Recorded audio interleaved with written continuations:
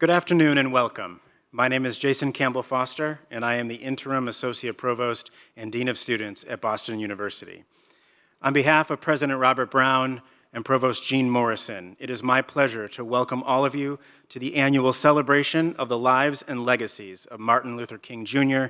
and Coretta Scott King on this very important day, Monday, January 16th in the year 2023, Martin Luther King Jr. Day. This is a national holiday to honor Dr. King's legacy, celebrate his teachings, and continue to remember the importance they still hold today. We are gathering back in person this year for the first time since 2020, alongside our partners at the City of Boston and the New England Conservatory. I want to thank Mayor Michelle Wu for being here today and for continuing the tradition Boston University and the City of Boston has cherished over the decades. We are also here to honor the welcomed elected officials with the City of Boston, members of our age-strong community, and to all of those who have joined us in years past. I want to thank the New England Conservatory's president, Dr. Andrea Kalin, for her partnership, as several years ago, the university looked to expand the celebration to honor Coretta Scott King, who met Martin Luther King Jr. while doing a fellowship at NEC. We honor the role she has played as a strong partner to her husband side by side in the fight for civil rights, while also using her own voice to advocate for African American equality. Thank you, President Kalin, for being here today. I have the honor to begin today's program and will be serving as one of the hosts. You will see me back here at the podium with introductions, and you will hear my voice as we transition through the program. I want all of you to know that this event is happening live, not just here in this room, but also being broadcast live with the help of Boston University Productions and Learning Events and Technology Services teams, working alongside the team at the Boston City Cable TV. Hello to all of our friends who are watching us from home. The theme of this year's King Day celebration is a new sense of direction, titled after one of Dr. King's last speeches before his death. Dr. King's A New Sense of Direction served as his assessment of the civil rights movement, showcased his keen understanding of younger generations, and communicated his strategic vision for the future of the movement. In 2023, his words still serve as a relevant call to action. While we have made progress in notable ways, the fight for racial, urban, and economic justice continues to be as germane as it was 55 years ago. As a university, we believe in the power and capacity of people to represent and stand for change, as Dr. King did, and will use this opportunity to reflect on his legacy and inspire us to be active and engaged participants in the quest for a more equitable present and future. I now have the pleasure of introducing our first musical selection. We will hear a piece titled ER 001.1B, composed and performed by Lemuel Mark, accompanied by William Mabuza on the double bass. Both are students at the New England Conservatory. Please join me in welcoming them.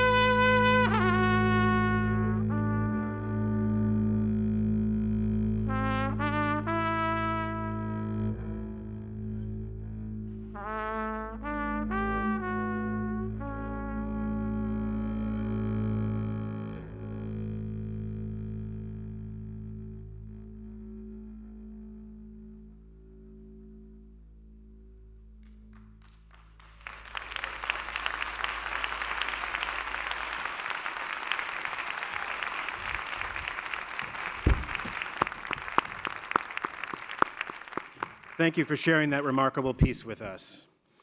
It is my pleasure to welcome Andrea Taylor as our next speaker. Andrea is the Senior Diversity Officer here at Boston University. In this role, she chairs the university's anti-racism working group and its community safety advisory group. Andrea connects and supports a range of diversity, equity, and inclusion activities across BU's campuses, including those being undertaken by the Board of Trustees Committee on Diversity, Equity and Inclusion, and the university's individual schools and colleges, the Dean of Students Office, Enrollment and Student Administration, and the Office of Community and Inclusion in the Provost's Office. Join me in welcoming Andrea Taylor.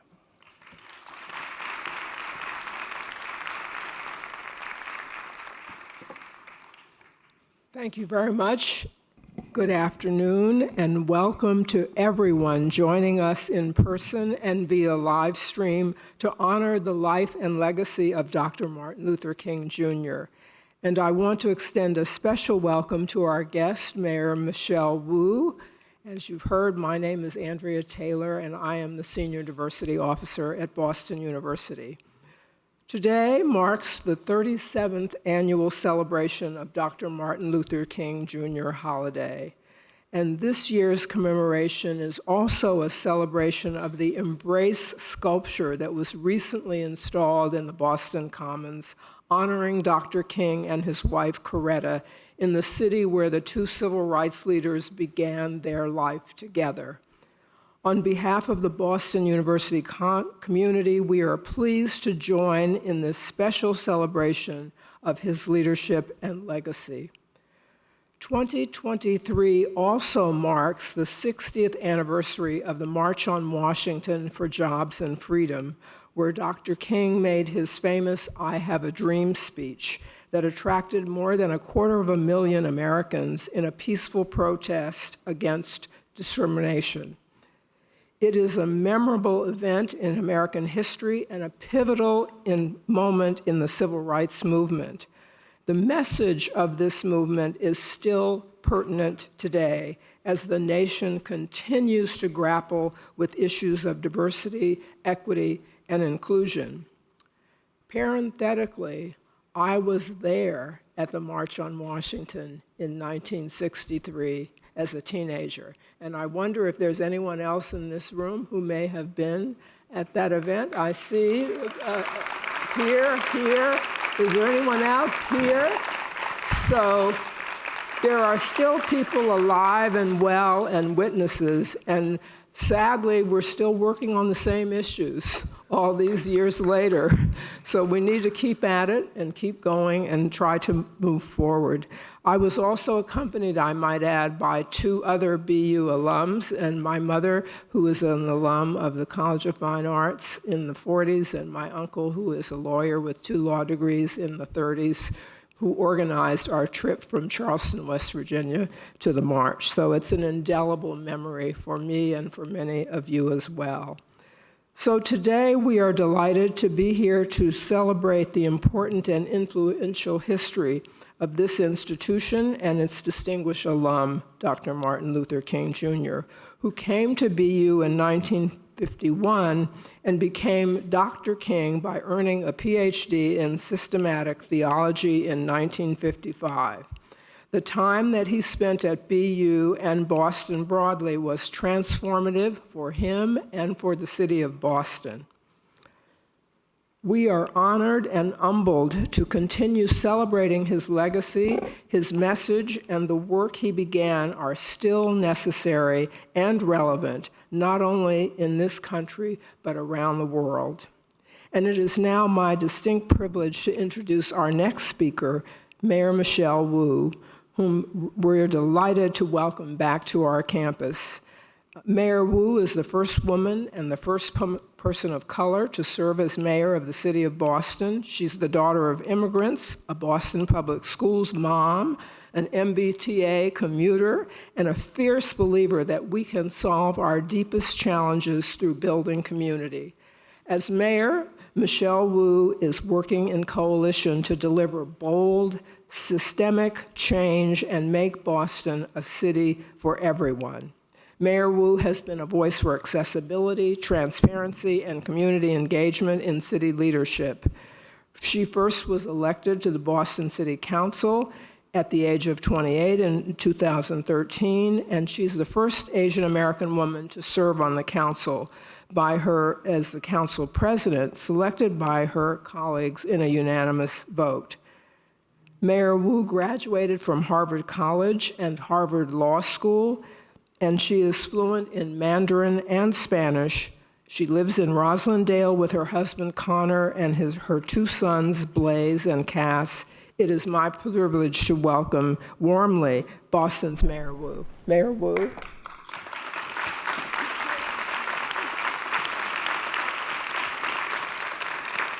Good afternoon, everyone. It is a blessing to be with all of you today in this amazing city on this weekend where we have really added another bit of living history to our midst. This room is already filled with living legends and those who for decades have been bending that arc just a little bit more so that the next generation and the next generation can add to the foundation we've been building. I want to thank everyone at the Howard Thurman Center, Ms. Taylor, and everyone on her team and in the Office of the Senior Diversity Officer and New England Conservatory for partnering with us to honor Dr. King, Ms. Coretta Scott King, and their rich legacies. This is truly a joy for the city of Boston to have so many deeply rooted partnerships that help shape what's ahead for our residents. And I know that several of our departments in particular have really been part of today's event. I want to thank and recognize our Age Strong Commissioner, Commissioner Emily Shea. Thank you for all that you do day in and day out for the city of Boston.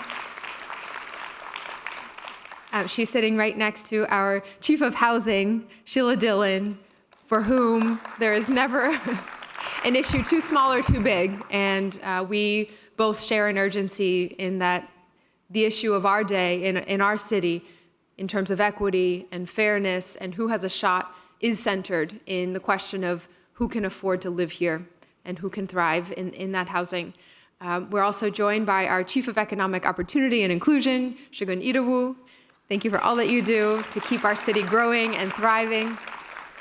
And there are many, many other departments and agencies represented. I see our Deputy Chief of the Fire Department and many others who are here. And I want to thank, I know there's been a change in the program. Someone mercifully made it so that I did not have to follow our poet laureate for the city of Boston, Portia Olayiwola, who is truly the embodiment of the voice and the soul of our city as we reach for our greatest possibility. So I look forward to be sitting right there when you're speaking and not having to worry about what I'm going to say next.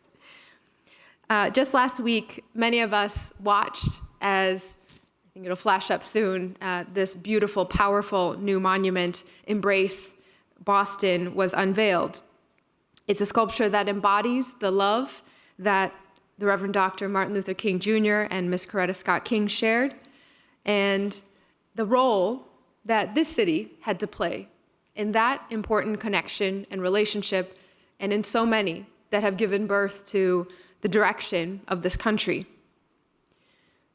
We talked at that event, much as the Kings did, of the importance of love, compassion, and understanding, the urgency to keep that going today, but also about how their greatest impact and ours comes when we work together, when they leaned on each other and refined their strategies, their philosophies, their approach to this work, when their love was able to surround and embrace and empower so many others working alongside. This was truly a collaboration that actually the world so narrowly missed out on, if not for some of the institutions represented here today.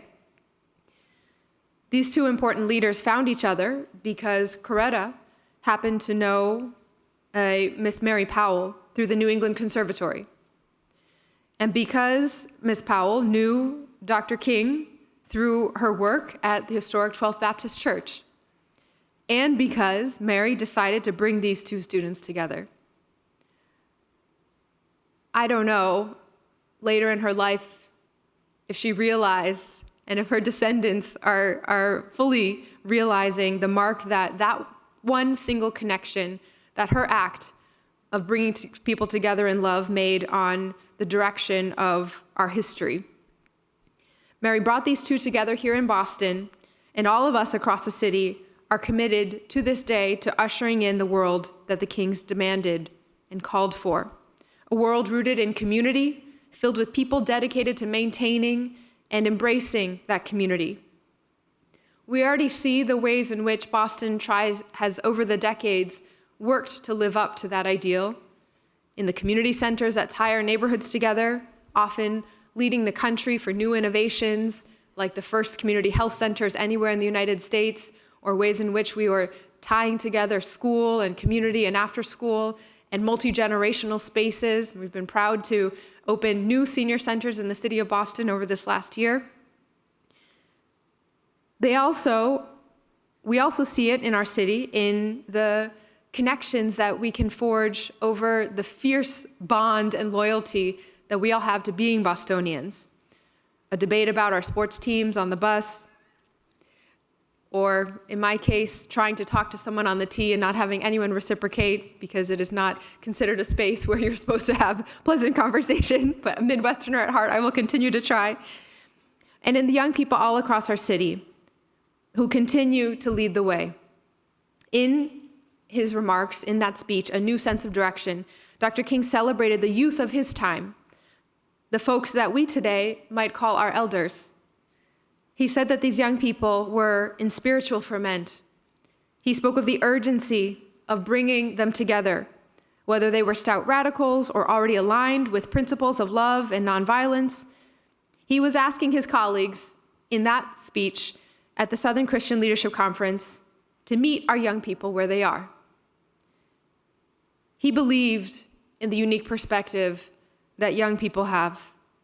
And in his generation, that had meant growing up in the midst of the civil rights movement, witnessing the seemingly unstoppable force of systemic racism and violence come crashing against the immovable will and power of love and nonviolence. He spoke of the need to, quote, welcome the work and insights of these young people, from the pacifists to the radicals, to help the movement and its core philosophies evolve and grow.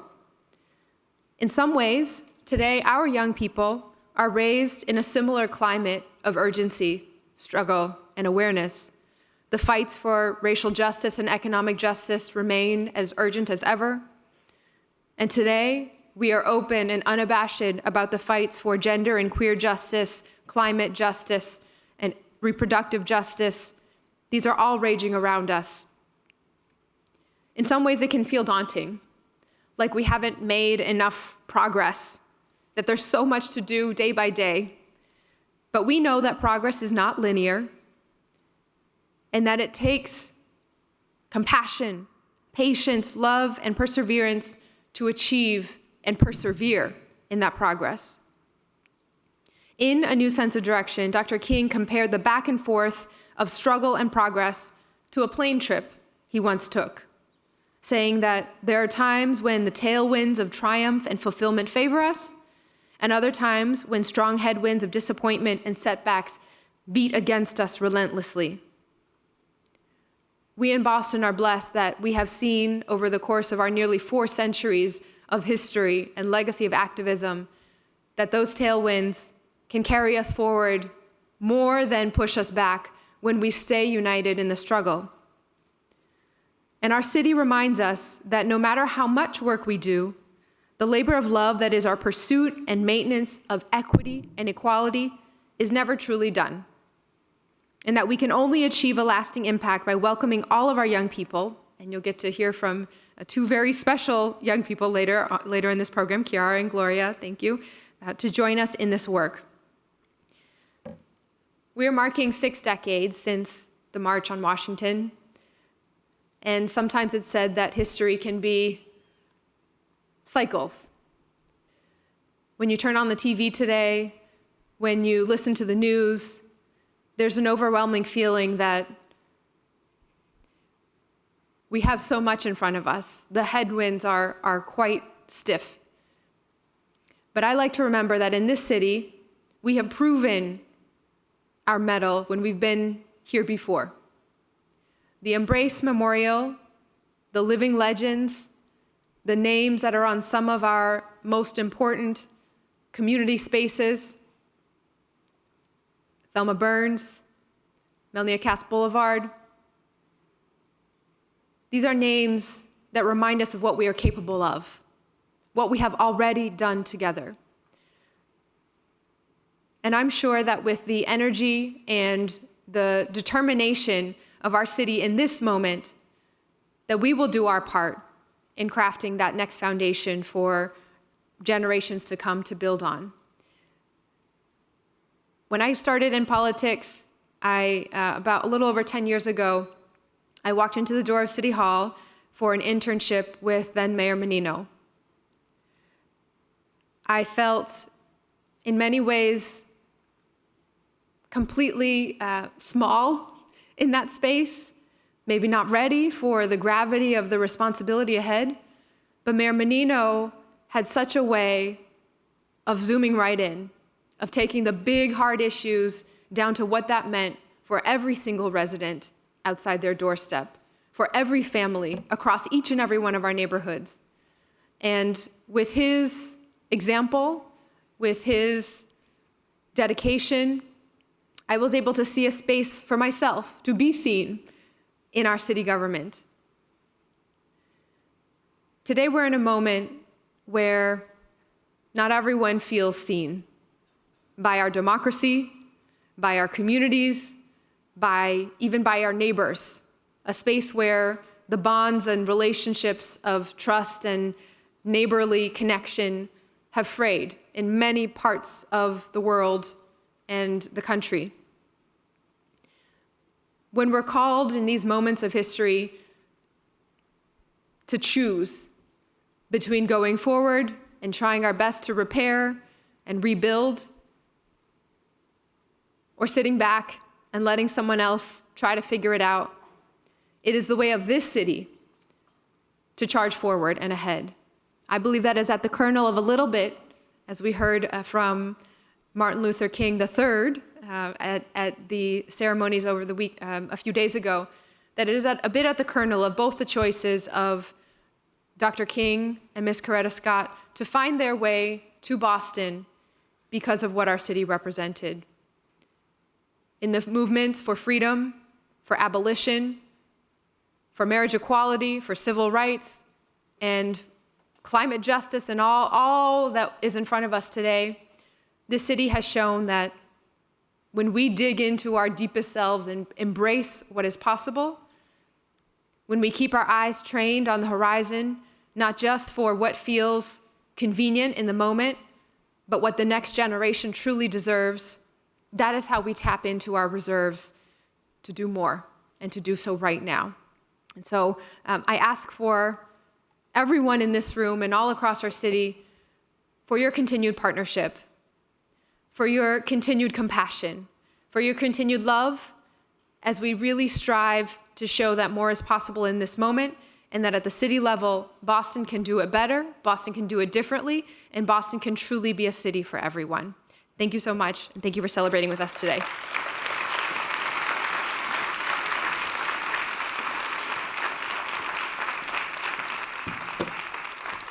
Thank you, Mayor Wu, for joining us today. It is my honor to welcome the City of Boston's Poet Laureate to the stage, Portia Olayiwola.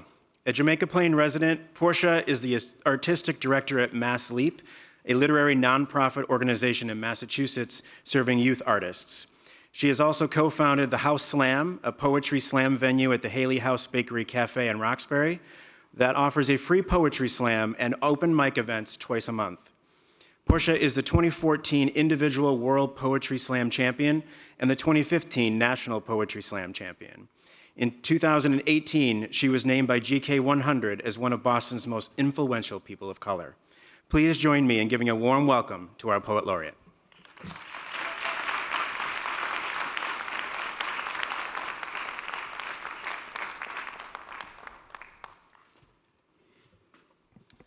Good afternoon, folks. How are y'all? Good. I'm so excited to be here, so humbled to be here, and thinking and honoring the memory of the Reverend Dr. Martin Luther King Jr. Oftentimes, I like to think of Dr. King as an Afrofuturist, right? Adrienne Marie Brown says all organizing is science fiction, right? And I think about I Have a Dream, right? And the idea that all change or implementation of change starts with a dream, so to speak, right? And then I've been thinking about this, the idea of Dr. King as an Afrofuturist, alongside this year's theme, a new sense of direction. More specifically, I was thinking about Dr. King when he was in the civil rights movement, and more specifically in the Birmingham jails, and how during the civil rights movement, folks tried to use the jail systems to jail the movement, if you will. And a lot of adults were being thrown into jails, which kind of halted the movement a bit. And one of the leaders had the idea that maybe we should use young people or children or take on a new sense of direction, if you will. Dr. King was reluctant about it, mostly because we know the narrative of Bull Connors and the dogs and the water hoses that he brought out and the violence that he named as a necessary component. In any case, they chose to use young people so that it would dismantle the jail system as we knew it, and that the movement could continue because they can no longer jail folks anymore. This poem is about that, is about the Children's March of 1963, and thinking again about a new sense of direction. If folks are boxed in, how do we change? How do we shift? And oftentimes we think about our future, right? And our young people and our children and futurism, if you will, if you're following. So this poem entangles the violence of the Children's March with the folklore of the Flying Africans. It begins with an epigraph from the Federal Writers Project that reads, "My gran used to tell me about folks flying back to Africa. A man and his wife was brung from Africa. When they found out they were slaves and got treated so bad, they just fret and fret. One day, they was standing with some other slaves, and all of a sudden, they say, 'We going back to Africa. So goodie bye, goodie bye.'" And that's from Moss Brown. And this is Children's March, Birmingham, Alabama, 1963. A high-pressure water hose can take the head clean off. On the curb, a pair of tinted glasses small enough to dress a toy. In the street's middle, a pigtail wrapped and still fastened with barrette. Sky-colored uniform, each with an arm calling to a friend and the other limb and the leaping throat of a canine. The teens skip school to crusade. Songs shrieking like squashed berries, pressed skirts, cadetting knees, patent leather Sunday shoes glinting from the fire hose and the body's leaking grief. To shield against fatal, go fetal. Huddle the black of the pavement. Muzzle the face to the red brick of a storefront, spines sprayed and pinned like a crucifixion righteous. The youngest, though, could not ground themselves with their own child weight, lighting them like feathers. See it from the window. Porcelain hoofed melancholy, waters rising them up, flapping in grimace, jetted black birds, grinning little ebony figurines soaring the sea. Kumyali, Kumbabe Tambe, my God, the children. Did you see them? Salt blood. They took flight. Thank you all so much.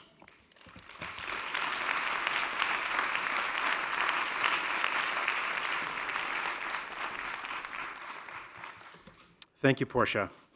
We now welcome Boston University's interim director of the Howard Thurman Center for Common Ground, Nick Bates, to the stage. Nick is an interpreter of Howard Thurman using life, work, and philosophy as a framework to engage initiatives on equality and inclusion. He has committed himself to thoroughly reading Thurman and finding ways to assist others with developing a relationship to the work of Howard and Sue Bailey Thurman. Nick is a career educator working at colleges and universities as an administrator in diversity, equity, and inclusion, as well as holding multiple teaching roles during his tenure. Please join me in welcoming my colleague, Nick Bates.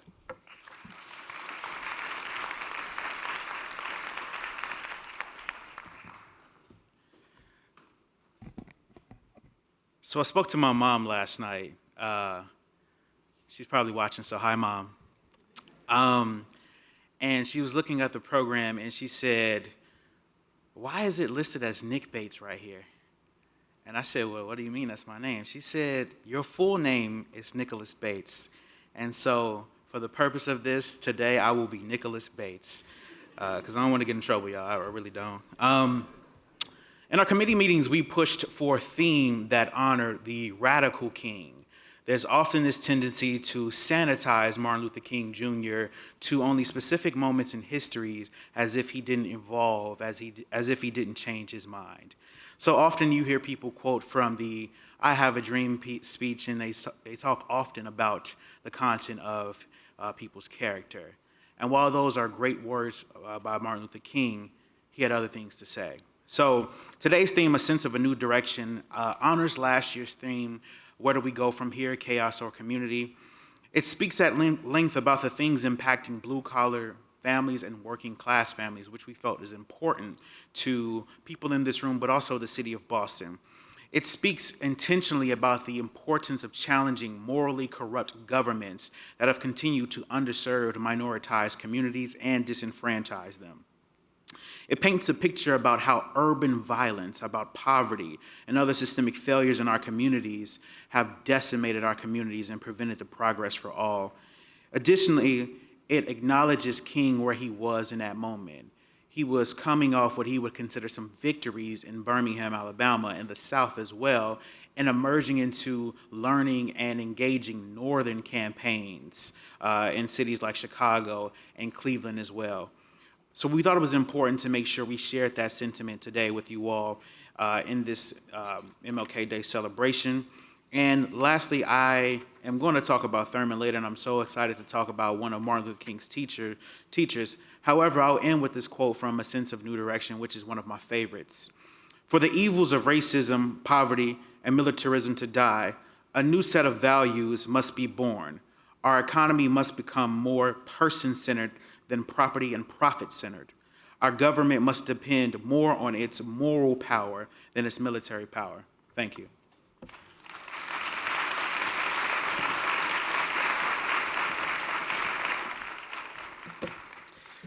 Thank you, Nicholas.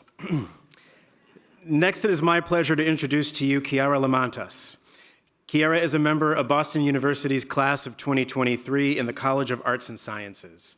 She is also the president of the Iota chapter of Delta Sigma Theta Sorority Incorporated. She graduated from high school from the John D. O'Brien School of Mathematics and Science in Roxbury. Please join me in giving a warm welcome to Chiara.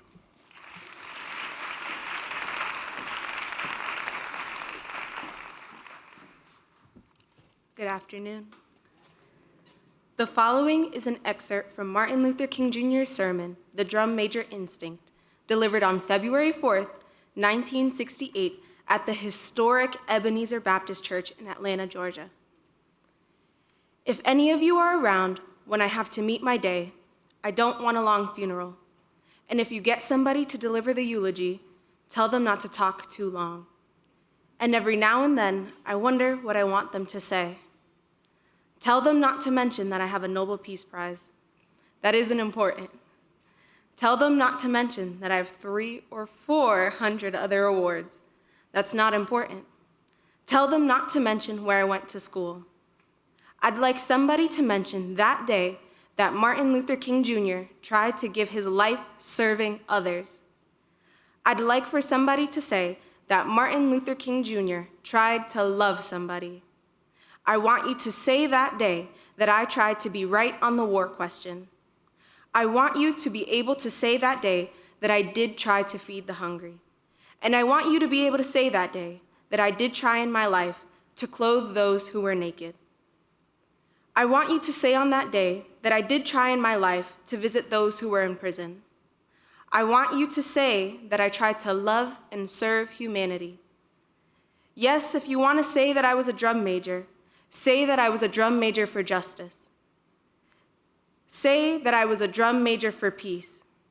I was a drum major for righteousness, and all of the other shallow things will not matter. I won't have any money to leave behind. I won't have the fine and luxurious things of life to leave behind, but I just want to leave a committed life behind. And that's all I want to say. If I can help somebody as I pass along, if I can cheer somebody with a word or a song. Thank you.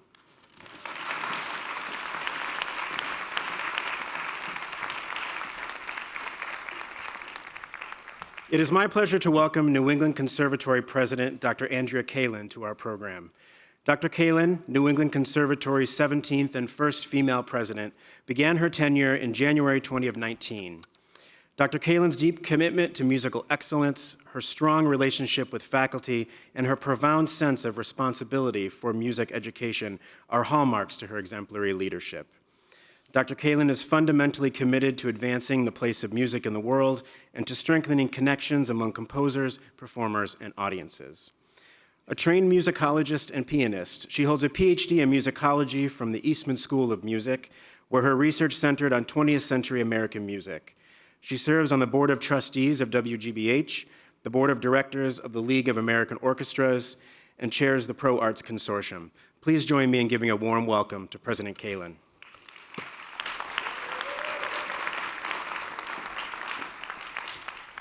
Good afternoon. Thank you for the opportunity to join you again this year to commemorate Dr. Martin Luther King Jr. and Coretta Scott King.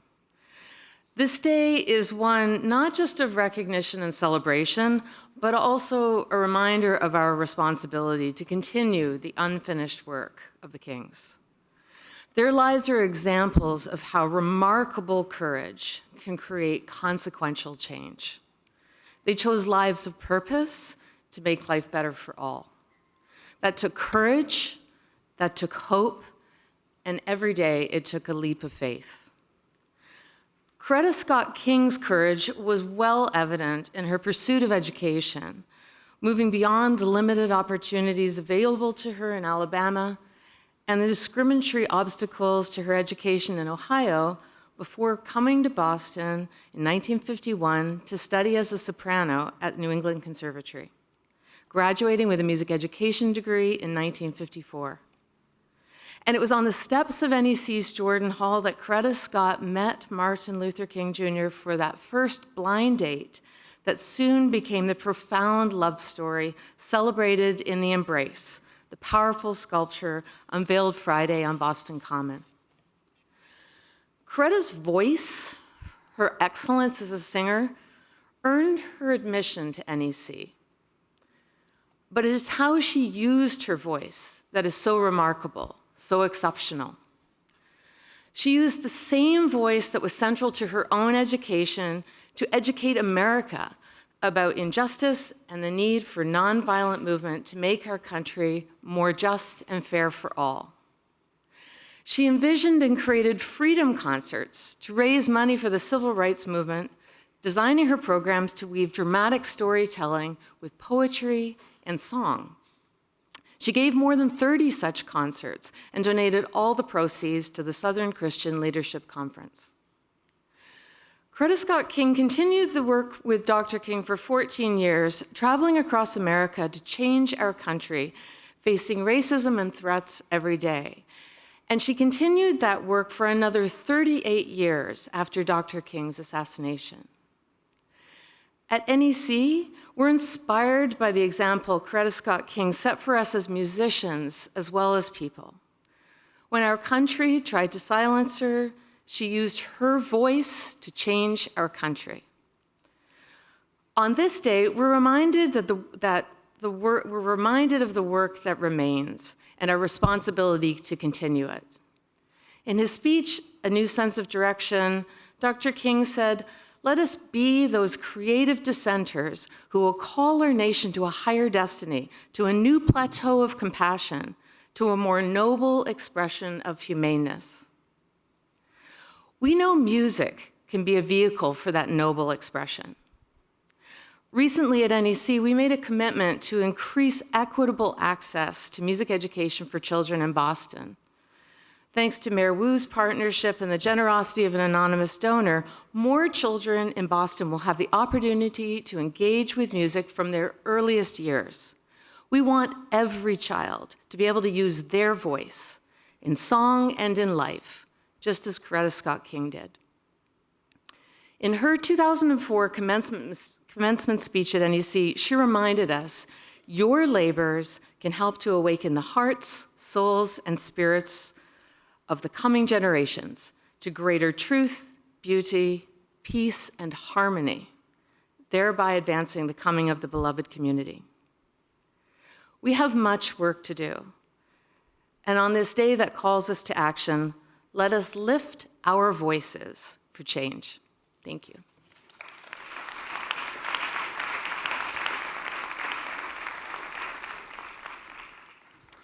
Next, it is my pleasure to introduce Gloria Ampadu-Darko to the stage.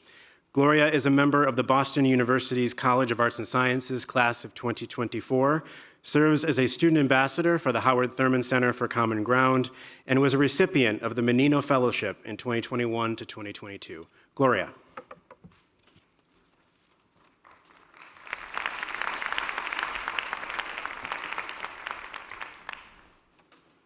Good afternoon, everyone.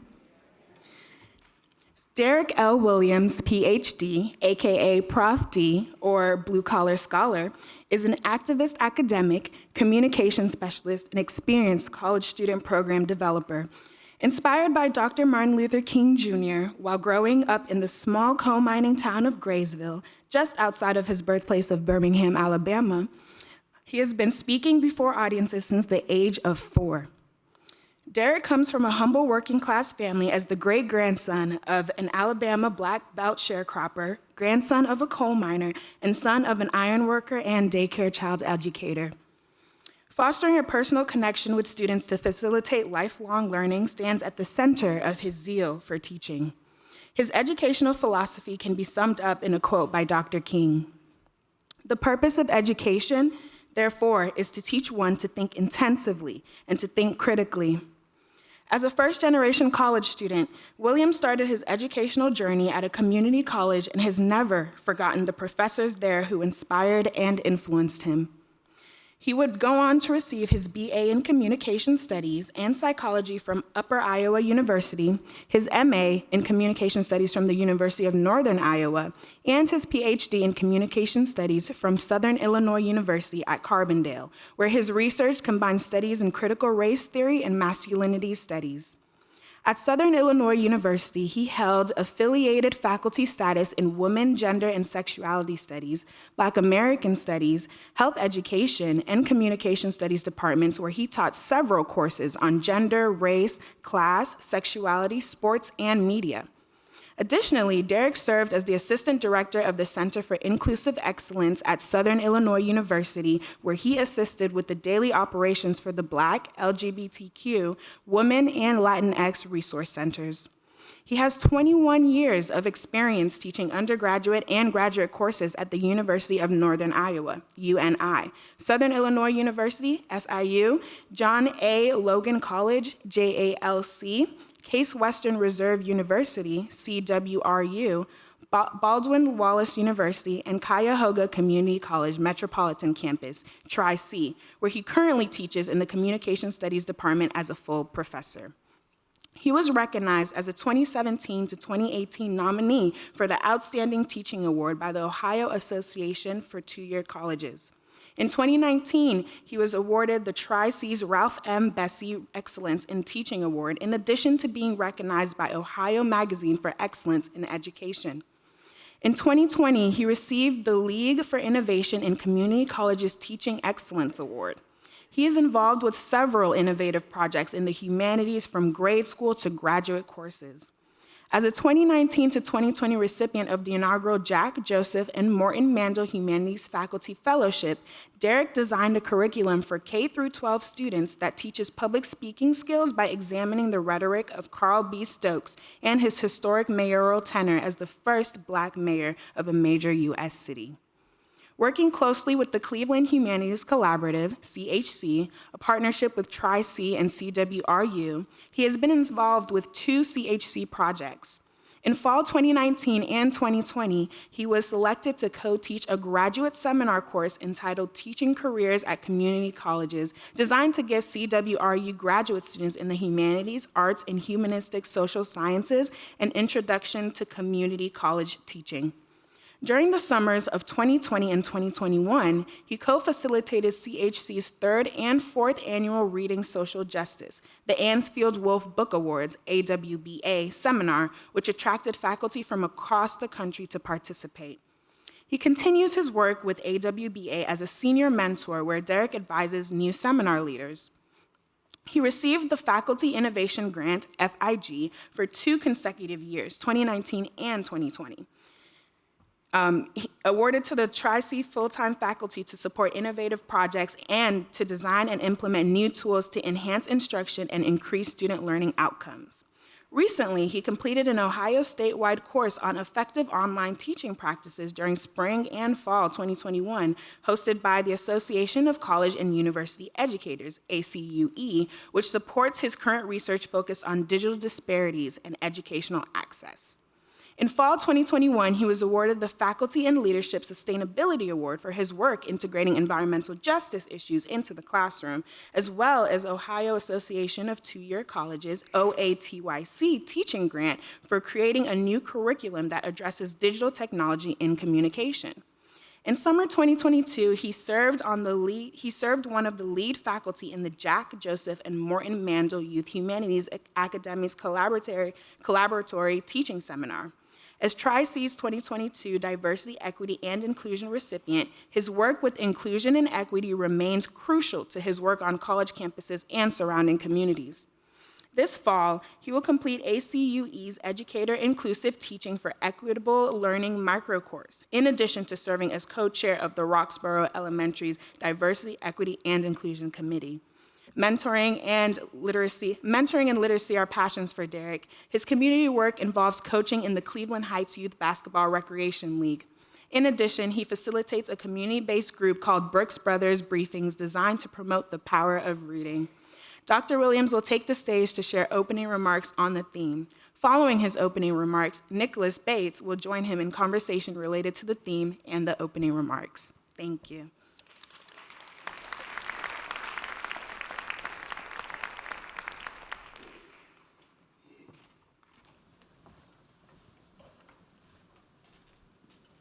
Hello, everyone. My name is Meldrick Williams. I'm in 7th grade. I came all the way from Cleveland to share my speech with you.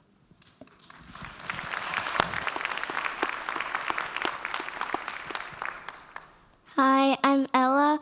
I'm in 3rd grade, and I go to Roxborough Elementary.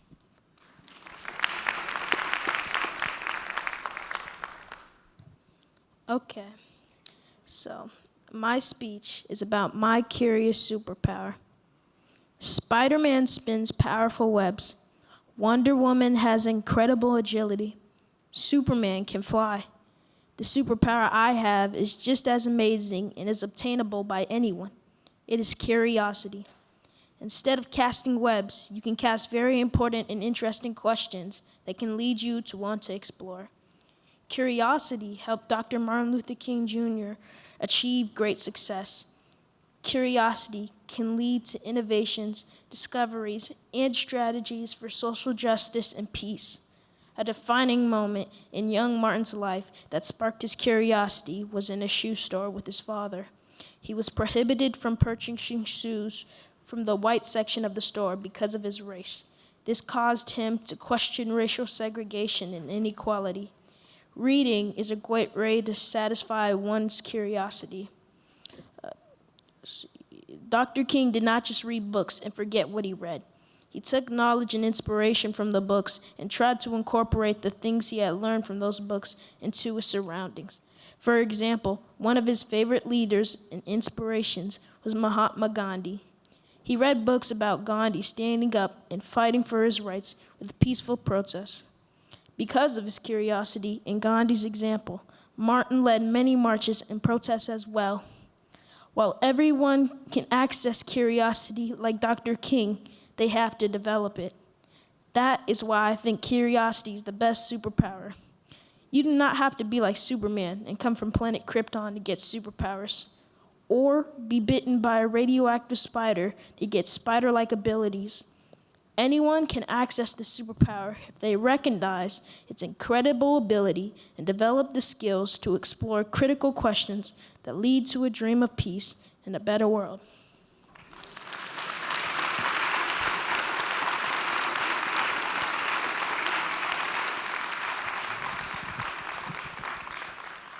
No, what about Coretta?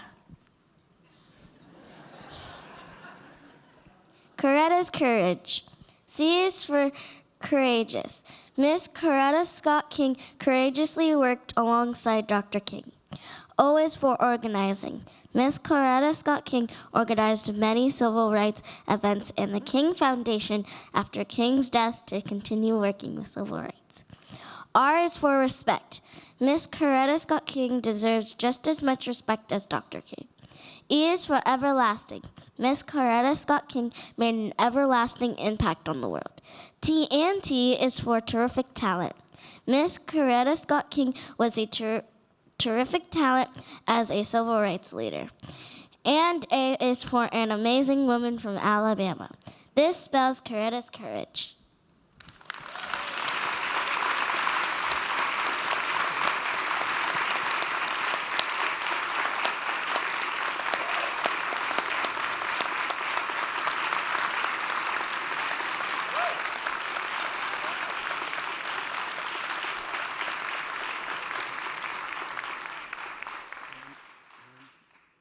We bring you welcomes from Cleveland, Ohio. Thank you, Boston, for having us, and I would be remiss because, as you will see, that Dr. King could not do this work by himself. It was a family event. We just talked about Dr. King Jr.'s son giving a presentation, so it was a family affair. So we would be remiss if we did not introduce our fourth member of our wonderful family.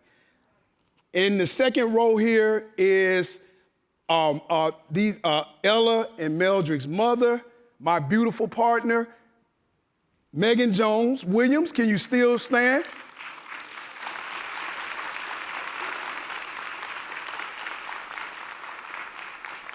And I'm gonna be 100, you all. She got us together. We wouldn't be here if she didn't get us together. Thank you.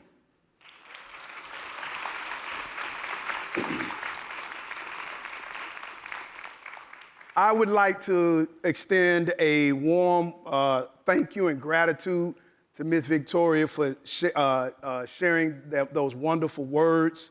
Also, I would like to congratulate Mr. Nicholas Bates and inviting me here. And I want to have a quick conversation with you all. But before I start, you all, I would like to, and I just saw Miss Kennedy. Miss Kennedy, could you stand up for just a second, Miss Kennedy? Miss Kennedy, can we give Miss Kennedy a round of applause, you all? Miss Kennedy, we haven't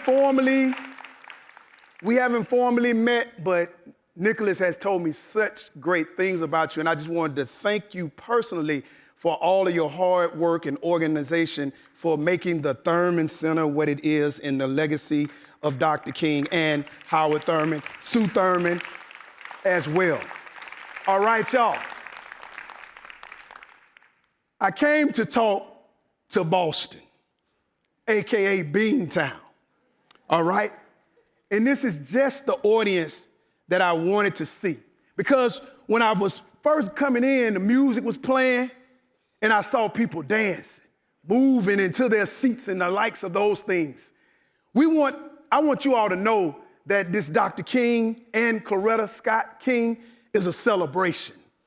I bring you welcomes from my home state of Alabama, but what I would like to do before I get into my short little overview, and then I'm going to bring Brother Nicholas Bates up, I would like to give an acknowledgement of the land that I grew up on, the land that shaped me, as well as the land here.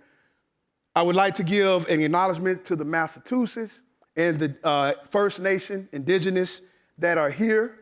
We stand on those honorable grounds. I am from Alabama. We call it Bama. And Alabama, you all, stands for clearest of the thicket. And I'm going to talk a little bit about my song because I'm going to encourage you all to find that song. So the clearest of the thicket. And I would like to give an acknowledgement to the 4 major tribes, the Creeks, the Chickasaws, the Cherokee, and the Choctaws. I grew up in those pine cones in Alabama, and I'll talk a little bit about that. I made my way to Cleveland, Ohio, and you'll hear me talk a little bit about Cleveland, Ohio. Dr. King in '63 spent most of his time in that city along with Malcolm X. And Cleveland, Ohio is called Alabama North. So many people migrated from the Great Migration. But Cuyahoga, I would like to give a land acknowledgement to the Iroquois. Because of that river called the Cricket River, Cleveland was established as an industrial hub. Now let's get into what I came to talk about today.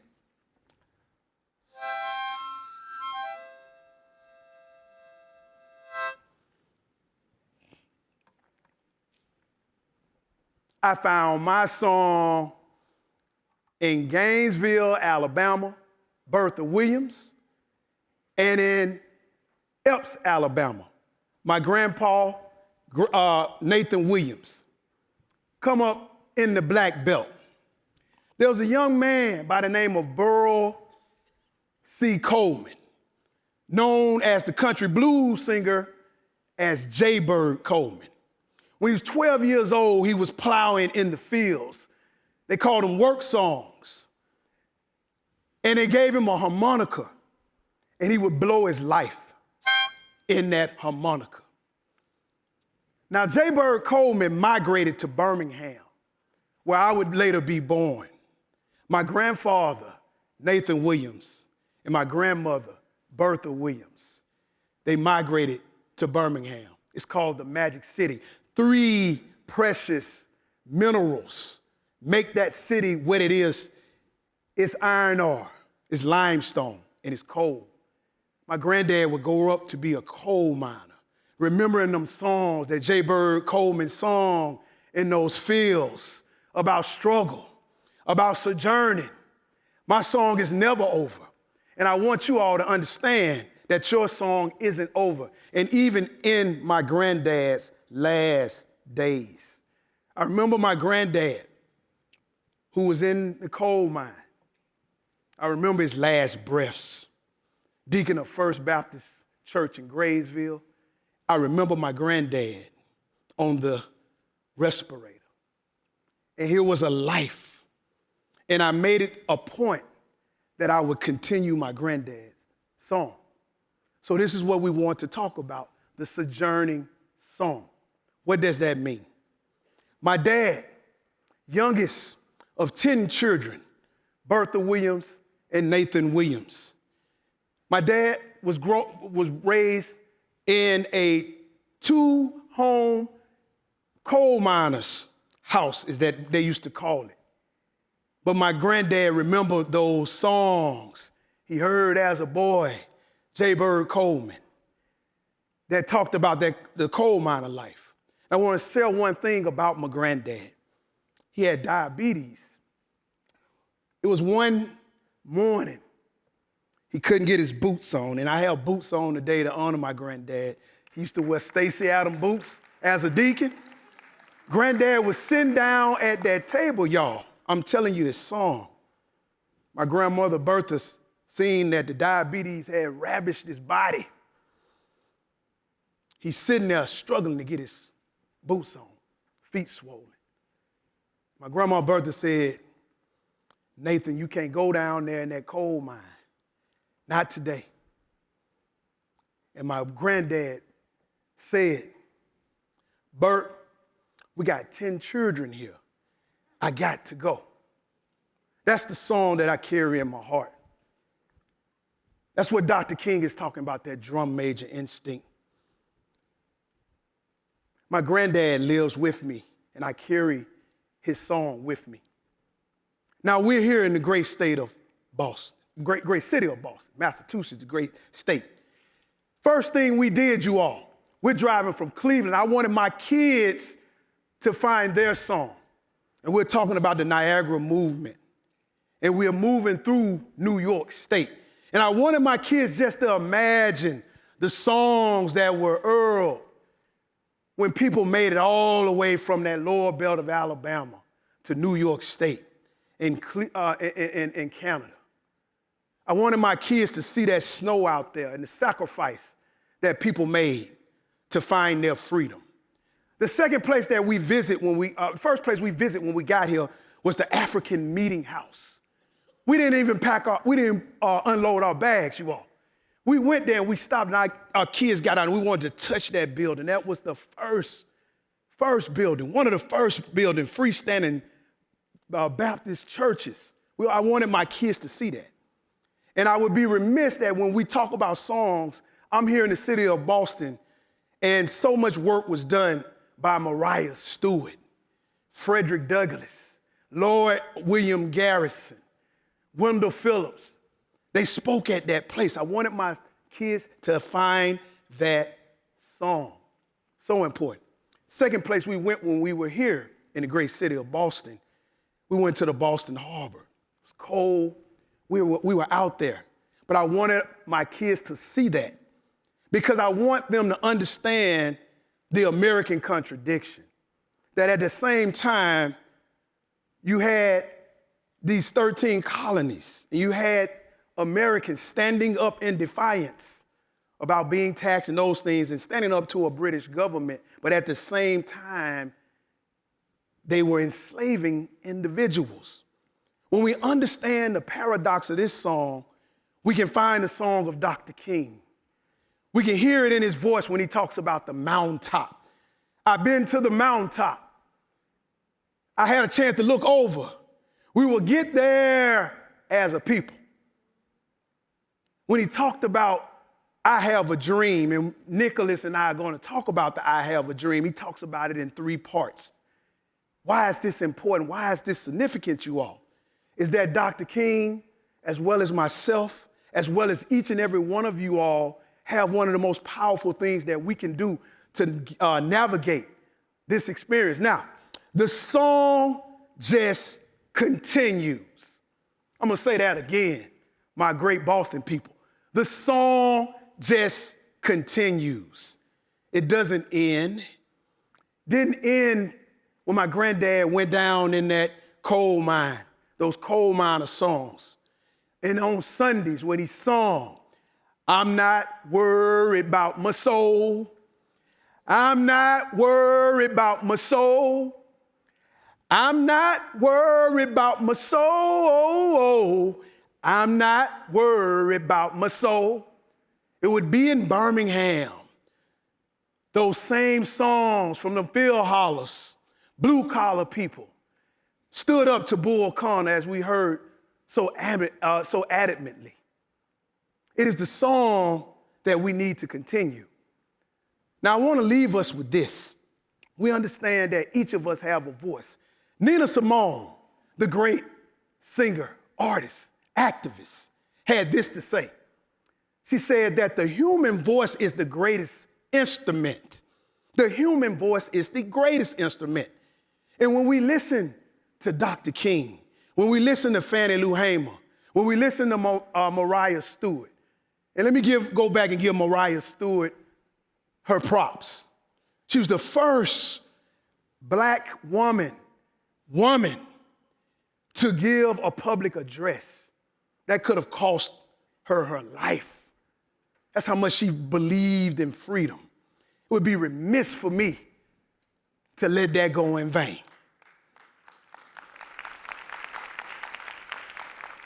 You all have a program, most of you. Now, I told you all about my song. I'm going to end my song, but I want y'all to turn that program around. You'll see a quote. If you don't have it, that's okay. Y'all just hum along with us. Can we all read that quote? This is going to be our song for the day. Are y'all ready? Let's do it.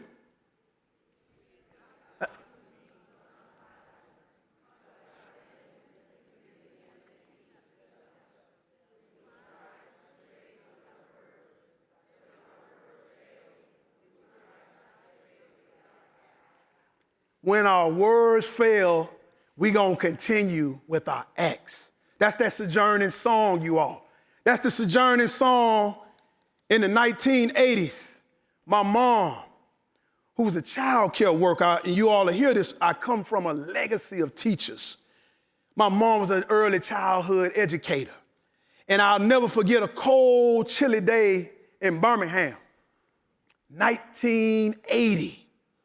And my mom said, "You're not going to school today." I said, "Mom, it's a regular day. We need to go to school." She said, "It's Dr. King's birthday."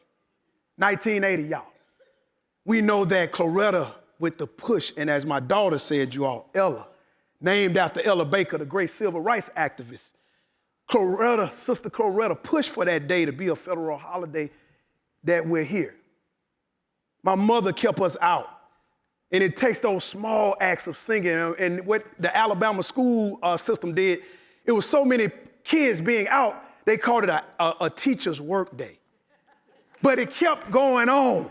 That song kept going on. And we get a song that we talk about with Stevie Wonder. Stevie Wonder said, "Songs in the key of life." And then he comes back with that, "Happy birthday to you. Happy birthday to you. Happy birthday to you." Can we sing it together, you all? Let's go. Happy birthday to you. Happy birthday to you. Happy birthday to you. Happy birthday to you. Happy birthday. Thank you. You sound so lovely, Boston. Sound lovely. I think we're in the third abolitionist movement. Here in Boston, there's no greater city with the abolitionist movement. And we know what that sparked. That sparked the Civil War. That sparked the 14th, 15th, and the 13th Amendments. We know that the second abolitionist movement, what we call the Second Reconstruction, because America failed on its promise with the first one. We come from the hometown. We come from the home state of John Bingham, who wrote the 14th Amendment. It's interesting, y'all, that history never ends; it just continues. And as history continues, our voices have to keep singing. We have to keep singing. Dr. King's song is alive and well in us today. Y'all did something to get here. Look out there, it's cold, it's snowing, and y'all made it an effort to be here. And I appreciate that, because we're going to keep that song moving along for this third abolitionist movement. And like so many times, I don't want you to feel dejected. It's a lot of stuff to go on. We may not get to see the work that we're going to do and the things that we're going to change. But know that we are going to sing and lift those voices. I thank you. And I would like to have Brother Nicholas Bates join me. Thank you very much.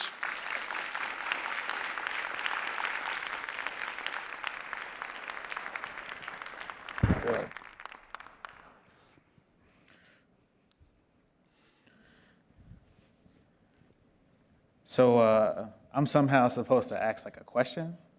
After all, I promise y'all I can't sing. I don't play any instruments, at least not on stage in front of all these people. I would get nervous.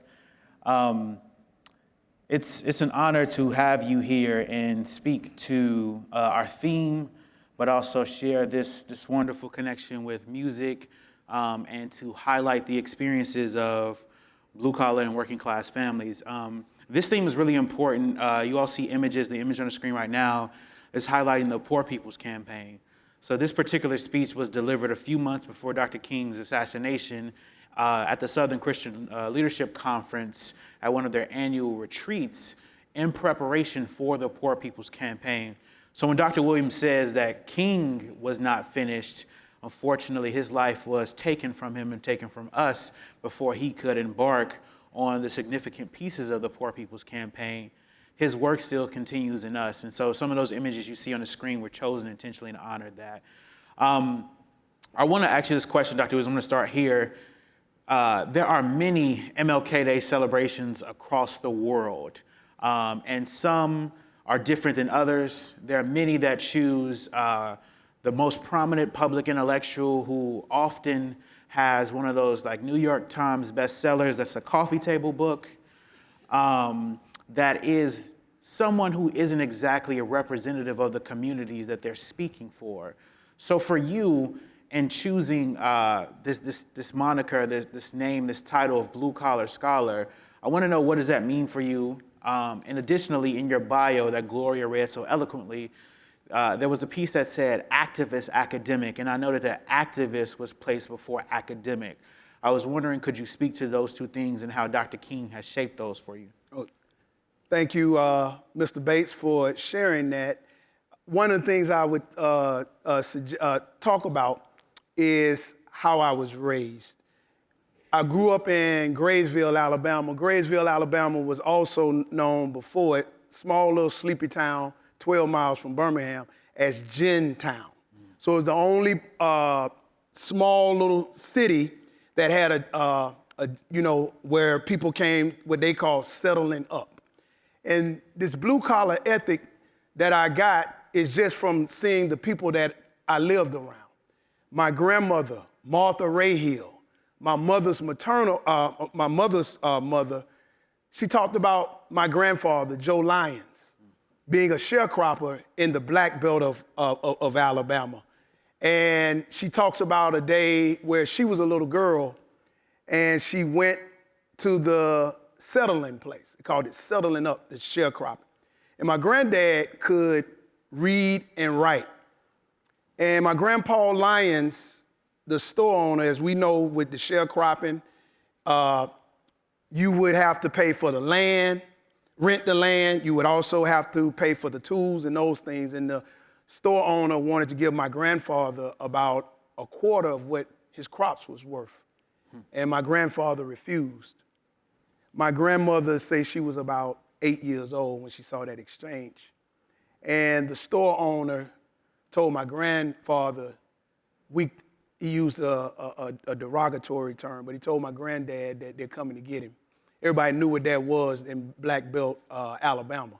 Coming to get you mean that your body could be found probably later in the Tom Bigsley River. So my grandmother goes back home and she's very afraid for her father.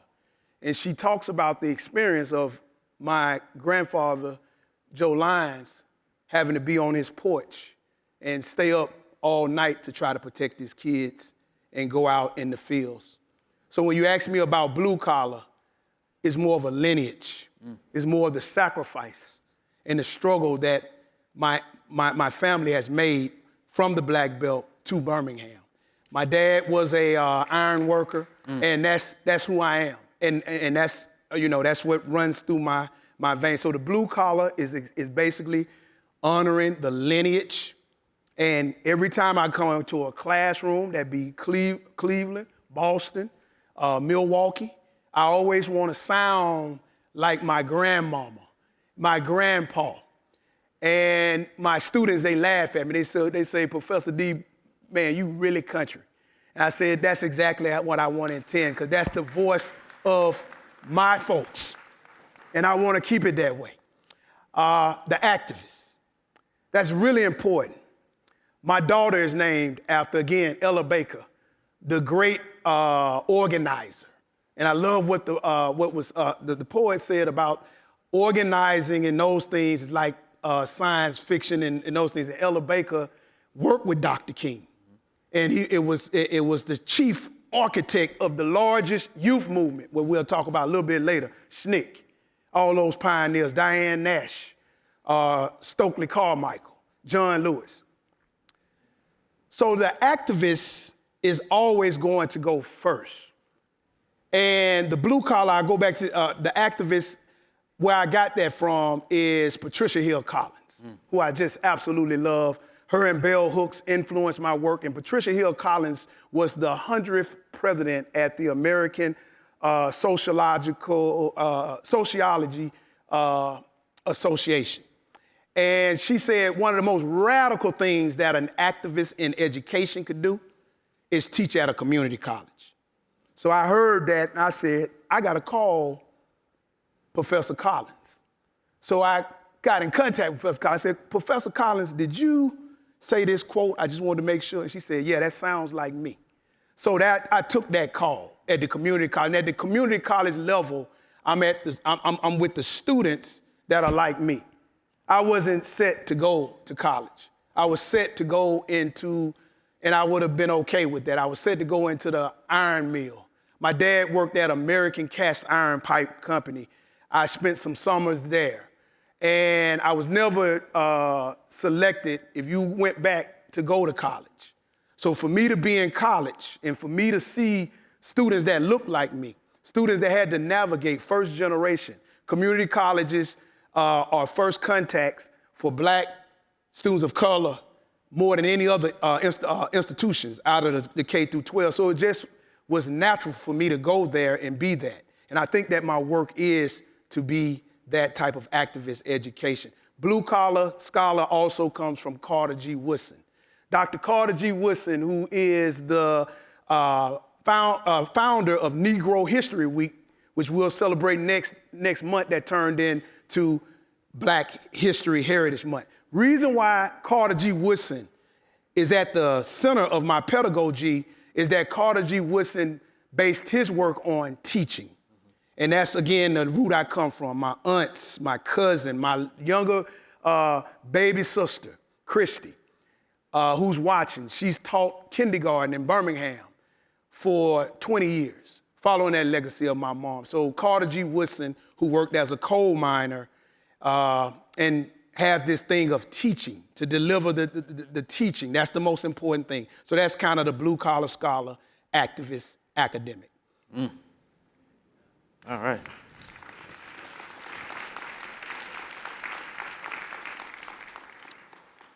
There are these wonderful pieces read by Meldrick and Ella at the beginning. This amazing piece on superpowers. I'd never heard of it framed this way. My superpower is something that everybody can access. And when we tend to talk about superpowers, we tend to think about superpowers as these things that are not accessible to us, as these things that make us seem ordinary, like there's no magic in what we do. There's this piece, there's a speech that Howard Thurman does, and he talks about, whenever I feel myself getting low, I think about the magic of breathing, how my body does it on its own, that I don't even have to do anything, it just is, it happens. And so there's this piece about superpowers, and then this wonderful piece that is read by Ella about Mrs. Coretta Scott King to be included.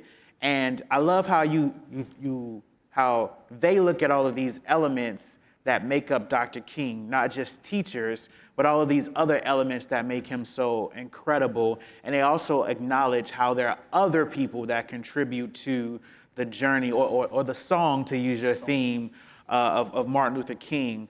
Why do you think it was important for them to highlight that? And then this piece for you is that you kind of allude to, we can't study Martin Luther King Jr. in isolation. So why are those things are important? Because you mentioned a lot of names that I hope people are writing down or taking mental notes. And if you're not familiar with these people, I hope you go and research these people. Yes, that's a really deep, profound question, to talk a little bit about the curiosity and how the kids came up with their piece. Megan, my partner, and I, we have conversation when we sit down and eat.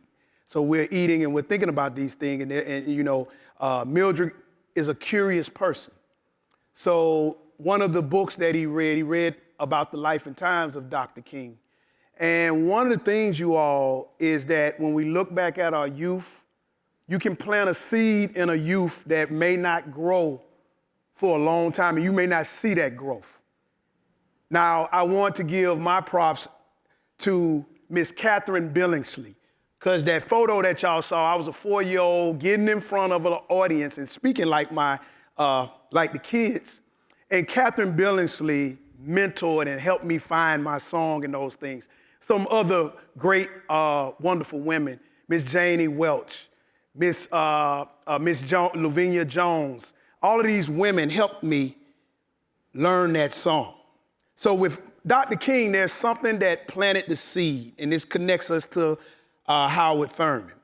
When he was a young boy, he was always in the library.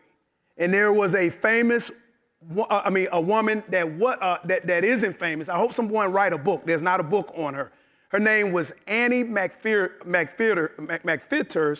and Miss McFitters was the first black librarian in Atlanta, Auburn. And guess who she came in contact with? A young Dr. King. And she tells this funny story. And she said he was a little bitty guy, and he would prop up on the circulation desk. And she would play this game with him. She said, "What's on your mind, Martin?" And he'd say, "Oh, nothing in particularity." And that would be their way of signaling that Martin had learned a new word. So she sparked that curiosity. Same thing happens to me. My Aunt Minnie, who is one of the 10 kids of my dad's siblings, she comes down to Alabama and she has a sweatshirt on. And the sweatshirt is a Dr. King I Have a Dream speech. And it has the whole long speech on the back of it. And everywhere she went, I just was studying them words and following them words. I said, Aunt Minnie. And she lived up north. I said, Aunt Minnie. And this was the time our young people, this was in the 80s, time where you just couldn't click and get a image shirt. You had to be in the location. So if you weren't in DC, you didn't get the shirt. So my aunt got it. So my aunt surprised me. She didn't tell me she was gonna leave it. She left it with my grandmother, Bertha Williams. And I wore that sweatshirt. It's navy blue. I wore the image and the words off. And those words captivated me, you all. Those words stuck with me. I have a dream, deeply rooted in the American dream. They stayed with me. So one program, we celebrated Dr. Martin Luther King, and I said to my mom and dad, I said, "Mom, I want to do the entire Dr. King I Have a Dream speech." My mama looked at me and my dad said, "Boy, you can't say all them big words, and we ain't gonna put you up there and you ain't gonna say all them big words." I said, "Mom, Dad, I can do it." So I get up there, y'all, and I do the speech. My grandmother is calling all of the siblings and said, "You know that boy got up there?" And that boy was saying all them big Dr. King words. That's how my grandmama said. I was so proud of my baby. But that stuck with me, and words moved to work. I started to understand what those words meant. And this is getting to Dr. King, what you're talking about, Mr. Bates, is that the I Have a Dream, although I was attracted to the words and really the chorus, we know that the I Have a Dream speech was what we call a speech that Dr. King went around. He went around in Detroit, C.L. Franklin, Aretha Franklin's father's church, and he gave it in a small town in North Carolina where my Aunt May lives, my grandmother's daughter, in Rocky Mount. So he had this I Have a Dream it was more like a chorus. And when he got up to speak, Mahalia Jackson, when we're talking about singing, Mahalia Jackson, song to King, counsel King. And she said, "Martin, tell him about the dream." And that's when he started going into the dream, y'all. That wasn't planned. He broke script. But for us to move beyond that dream, and that's how I move beyond the dream, is that we got to listen to all three parts of the song, Dr. King's song of I Have a Dream. It's incredibly entitled that, you all, but it works out of a speech structure. Now, I talked about Mariah Stewart. Mariah Stewart comes from the legacy of what they call the Black Jeremiah. The Black Jeremiah, you all, has a task to speak on behalf of the conditions of the oppressed. 3 parts. First part, you look at a distinctive origin or originality of what is deemed the promise. So that's the first thing. So you look at the promise of that America, right? All people shall have inalienable rights. So that's what we call the first act. Dr. King does that, you all. He quotes Abraham Lincoln, 4 scores, and he's laying that out. So the Jeremiah talks a little bit about what was promised. The second part of a Jeremiah is that they critique the current system as it's not upholding those values that was promised. That's what Dr. King is doing in his second stanza of I Have a Dream. He lays out the first, right? American, this beacon of democracy, but the Negro languish in poverty. We come to cash a check that has been insufficient funds. So he's calling America on its hypocrisy that we talked about. We came in here, Boston Harbor, African meeting place. Now the third is the dream. The third part of a Jeremiah is to stand in practice and to talk about the possibility that there's still time.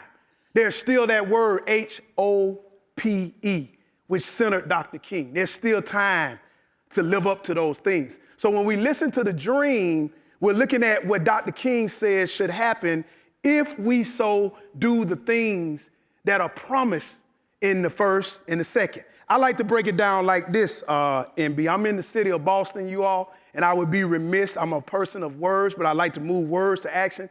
I am here in the hometown of one of my favorite hip-hop musicians. His name is Keith Elam. He goes by the name of the Guru, part of the legendary Gang Starr.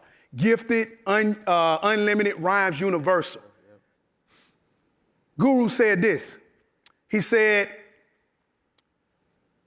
if I wasn't kicking rhymes, I'd be kicking down doors, creating social change and defending the poor. Now, the Guru was from Morehouse. He went to Morehouse from Boston. Why am I telling you all that?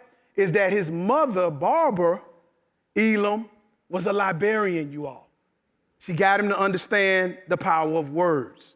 So the I Have a Dream speech, you all, I started to pick it apart. What is Dr. King talking about? With this faith, I go back to Mississippi. I go back to Alabama. And what Dr. King was saying is that hope. But the hope, you all, that's the chorus, you all. And y'all know any good song, we like the chorus. The chorus gets us in the mood. But if we only listening to the chorus, you all, we miss the lyrics. That's why Gang Starr is important. Those were lyrics, you all. And I connected those to the Dr. King movement and those kind of things. So we have to go back to what Brother Stevie Wonder said, lyrics as life.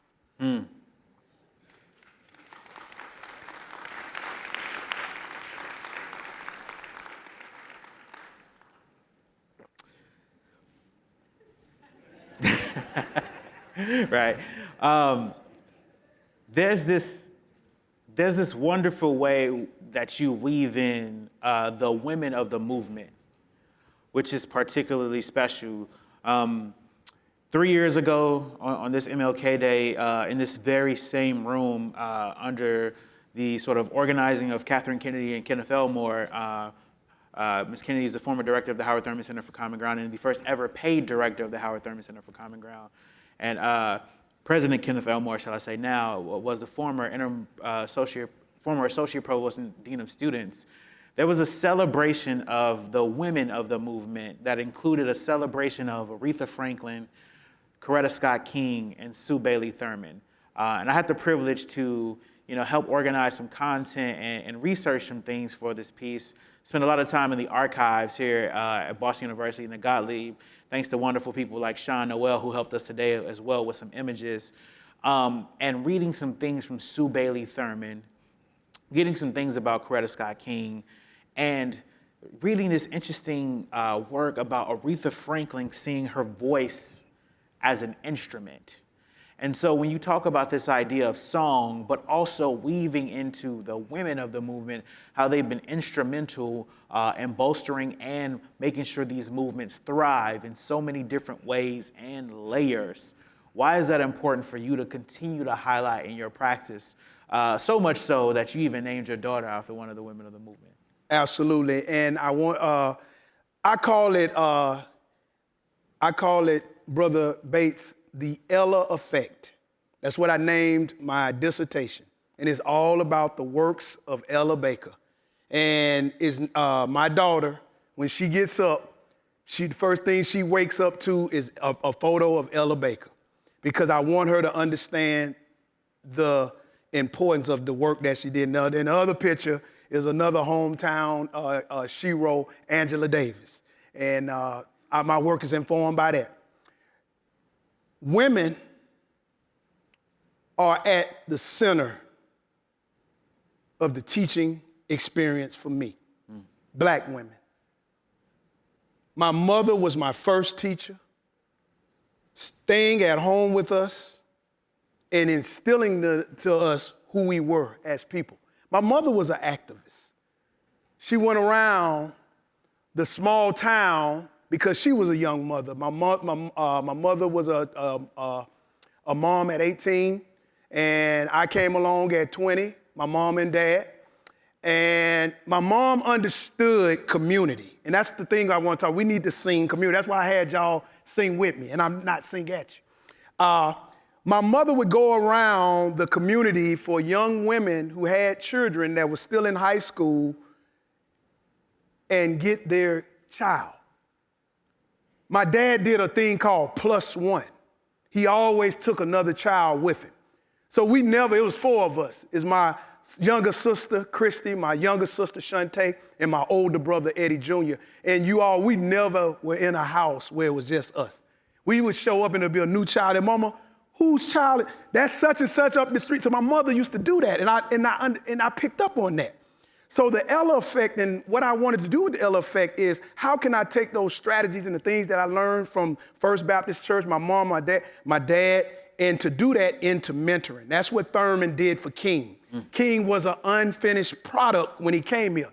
He had those roots, but it was Boston that cultivated him, you all, that made him who he was, and for him to find the love of his life and those different types of things. So Boston has that significance there. So when we talk about Black women and that organizational power, I even want to go further back, because Coretta's mother, Miss Bernice, and Coretta Scott King, y'all, she talks about something very instrumental. If you read her latest biography that she wrote before her passing, she says that when she was 15 years old, her mother and father's house was burned to the ground. And she cried and weeping. She said her dad said, we got to keep moving. And she talked about her dad. But Bernice, Coretta Scott King, Miss King, her mother was a voice coach. That's interesting, you all. And she comes here and crafts her gifts of singing. Dr. King, dear mother, who tragically lost her life, singing and playing the Lord's Prayer at Ebenezer Church, where her father, A.D. Williams, before him, his father, actually ministered there. So Miss Alberta was the music director, and she taught Dr. King how to sing. So a lot of us will think that Dr. King gets his lyrical pose, because Dr. King is a beautiful master rhetorician. He gets it from his mother. He gets it from the Black women in the church that taught us how Sunday school. I learned how to read from my mother's grace, but also from Sunday school, you all. And I was being taught that at the same time, because you all suffer from dyslexia. So words are backwards to me. Still to this day, it takes me a long time to get through something. I read it 3-4 times. So in the K through 12 system, my teachers wrote me off. But it was those Black women, Miss Janie Welch, that opened up that Sunday school book. And I ain't trying to get religious on y'all. I'm talking about the institution. Young Williams, you can do it again. We got time, do it again. Them Easter speeches. Y'all see me go up there, look, this is what they do, y'all. They just give them to us in February. And they said, okay, you're gonna stand there and you're gonna do this Easter speech every year. Those practices, you all, they were teaching me my song. And that's the thing that I owe my mother, making me stand up in the kitchen and recite that. If you're gonna get up and do that, Dr. King, well, you're gonna say it to me 3-4 times. Say this on those things. And I saw that love, you all, in my partner, Megan. As we drive, I'm driving and Megan there got the speeches and said, y'all go over them. She getting them dressed in those kind of things. So it's the women in that organization, and we have to uplift that. We have to uplift that and talk about that. So that's my take on women, black women. I'm nobody without them. Nobody without black women.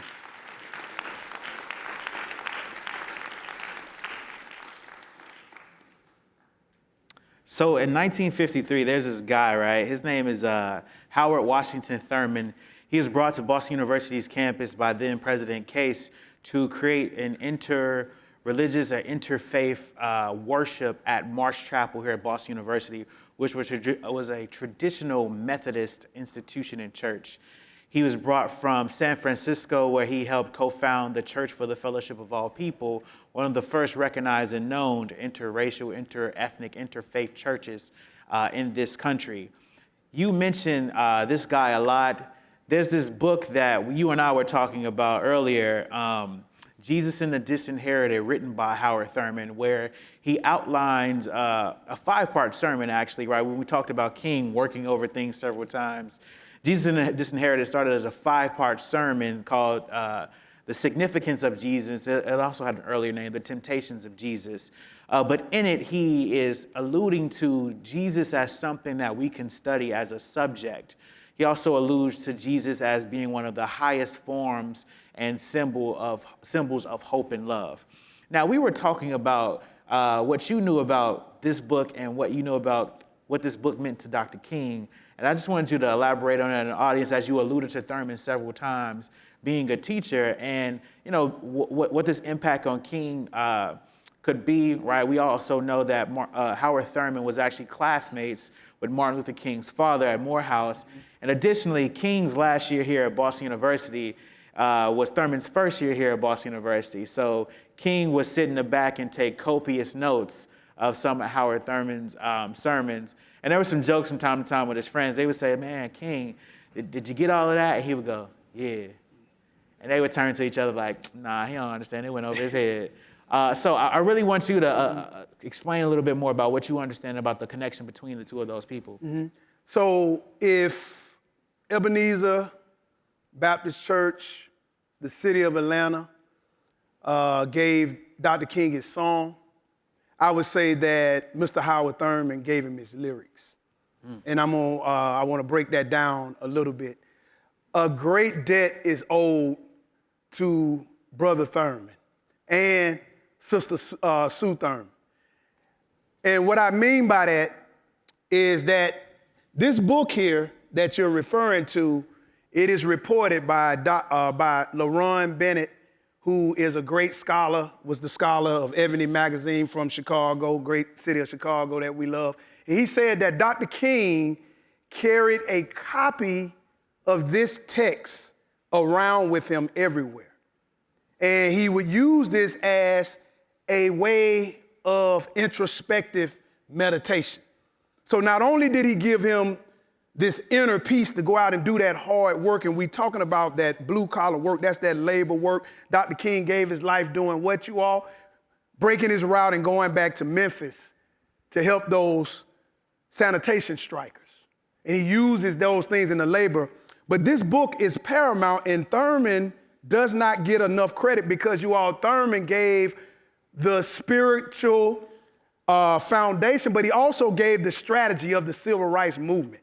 If we look at this thing called social gospel, because I would say that Dr. King's song is a song of social gospel that later turned into black social gospel. We know that the social gospel movement comes out of Washington Gladden, Columbus, Ohio, 2 hours from Cleveland, Washington Gladden. He's one of the first ministers to talk a little bit about it's not just enough to study Christianity based on this kind of intrapersonal, this intrapersonal reflection. What about a greater society? And he was one of the first ministers to kind of partner with the labor movement and union. And this is where we begin to see this social gospel take place in the late 1800s. We also see Walter Rushingbush talk a little bit about looking at tying the religious experience to the everyday. Howard Thurman goes on, you all, to implement this black social gospel to look at the racism and look at those different types of things. Dr. King would be an inheritant of this legacy of black social gospel. Some of those great pioneers, Ida B. Wells, Booker T. Washington, W.E.B. Du Bois. And we can link this all the way up to James Cone's black theology, all the way to Dr. Cornel West, who I learned from, because Dr. West was really the first person that got me to think about music and the reflection of this continuous song. Or Dr. West says that some of our greatest theorists are musicians. So Howard Thurman goes to India in the 1930s. I want us to make these connections, you all. He goes in the 1930s. He's the first black African-American to meet Gandhi. He brings those tactics back over. He's influencing King with this type of tactic. This is very important when we talk about the legacy of Howard Thurman in this book. So Thurman gives him his lyrics. Thurman gives him his theoretical. And even when we talk about today, when we look at today, Dr. West, I would say, is the product of Howard Thurman and the work that he has done. So that is the legacy. I never talk about Dr. King without his mentors. We never make it, you all, without our mentors. Mentors are important. I would not be a professor without my mentors. Thank the Lord for mentors. So I see this as this constant play, that Dr. King got his spiritual foundation to understand himself through Howard Thurman. I want to lastly say that Howard Thurman and Dr. King were both grandma boys. I'm a grandma boy twice over, Bertha Williams and Martha Ray Hill. And they talked about their grandmother and they having those experiences. And they also were country boys. Howard Thurman goes into the woods and he meditates and he sees himself not only through the spiritual reflection of being oneness with the tree. He talked about his favorite tree. I had a favorite tree, you all. Growing up in them pine woods of Alabama, and I would sit and meditate and those things. So Howard Thurman, them being country boys and their grandmother shaped by his hands. I want to leave with this last thing about Mr. Thurman. Mr. Thurman said that his grandmother, who shaped him, was enslaved. Mm-hmm. And he said the thing that gave his grandmother hope for her to push that song into him and give him that beautiful song, he said that it was a preacher. Mm-hmm. And the preacher would say every week, would say, you're not a slave or enslaved. You are a child of God. It said that his grandmother lived on those words and she passed those words to him. And that's where he would go into what we call the black social gospel. So all praises to Mr. Thurman for that.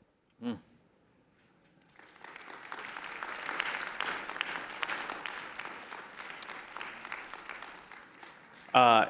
In this book, Thurman asked a fundamental question. I must mention that. He said, what would Jesus say to someone with their back against the wall? That has been our time. I want to leave you if you have anything else that you would like to share with the people, and then we'll continue with the closing pieces of our program. I would like to say, Boston, you have love from Cleveland by way of Alabama, and I just thank you, wonderful people. And I want to just continue to tell you, keep lifting up Dr. King and Sister Coretta's voice, and we're going to continue to sing and swing and struggle. Thank you.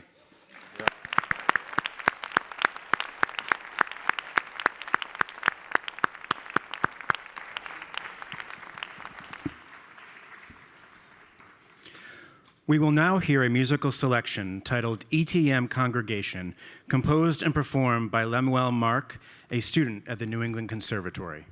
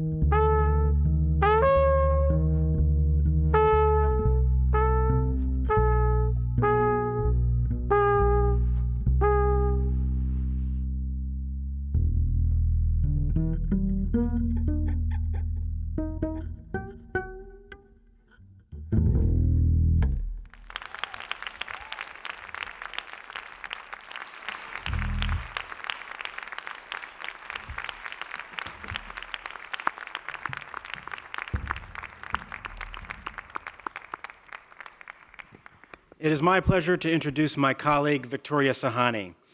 Victoria was appointed Associate Provost for Community and Inclusion and a Professor of Law in the School of Law at Boston University in October 2022. In this role, Victoria helps guide BU's efforts to ensure inclusive excellence of faculty and academic appointees, nurture a positive campus climate, and enhance diversity and inclusion within our academic program. She also provides leadership in implementing two essential pillars of BU's 2030 strategic plan as the university works to enhance the environment and opportunities it affords to all members of our community. This includes a growing portfolio of programs, among them the Target of Opportunity Hiring Program, BU D&I STARS Program, the University Scholars Program, and Faculty and Staff Community Networks, as well as the BU Arts Initiative, the Newberry Center, and the LGBTQIA Center for Faculty and Staff. Please join me in giving a warm welcome to Victoria Sahani.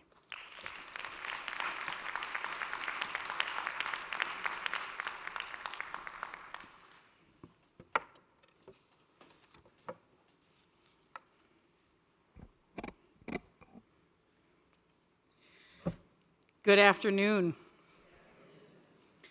Thank you, Dean Campbell Foster, for that generous introduction. Thank you also to Director Bates and Dr. Williams for that insightful and thought-provoking conversation. As Dean Campbell Foster mentioned, I am Victoria Sahani, Associate Provost for Community and Inclusion here at Boston University.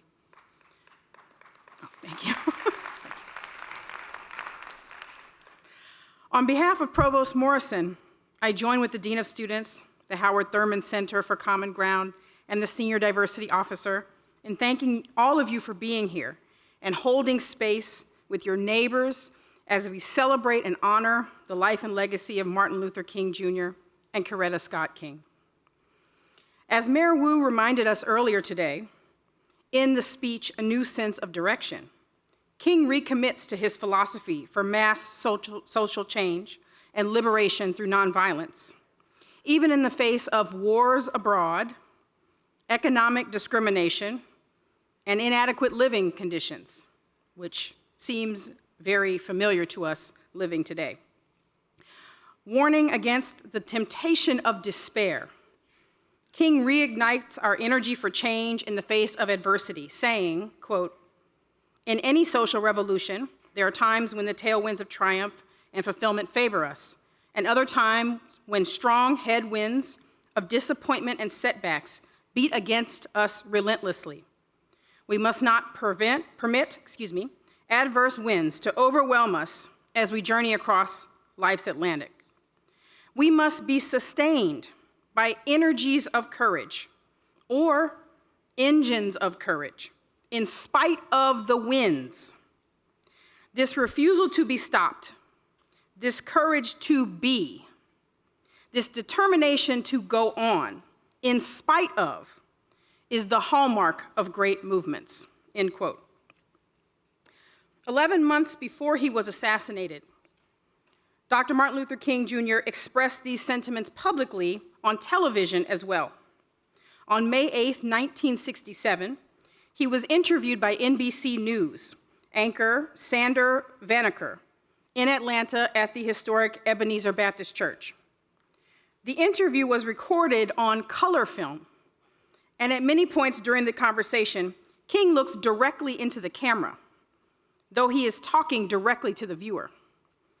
If you watch the interview, available freely online, you may sometimes feel like King is looking directly at you, across space and time and history and circumstances, as if to say, this message is still for you, more than half a century later. The work is not complete. King emphasized in his answers to the interviewer's questions that the next phase of the struggle was a struggle for genuine equality, not just personhood and citizenship from a legal perspective. Perhaps King knew even then just how long that new struggle would take. More than half a century later, we are still in that struggle and trying to push forward against the headwinds. King offers a blueprint for success, however, that shows that we are indeed closer to the goal half a century later. He says during the interview, quote, "Integration does not mean giving up everything that has an Afro-American background. I think that certain unique things within any culture and certain cultural patterns, when you get to the process of amalgamation, can really lift the whole culture. And it seems to me that integration at its best is the opportunity to participate in the beauty of diversity," end quote. All of us here in this room and joining via the internet are celebrating the beauty of diversity with our very presence, gathering together in a single place with a common purpose, sharing peace and love. The simplicity of King's message is its power. King knew that the future of the civil rights struggle would not be so stark, not so literally black and white, but every shade in between, as we bring together various cultures, races, genders, creeds, colors, nationalities, religious beliefs, accents, and stories of origin. As we continue to honor, uphold, and build on King's legacy, let our own sense of direction toward a more just future be guided and nourished by our tailwinds of triumph, propelling us toward the resplendent, welcoming beauty of diversity. Thank you.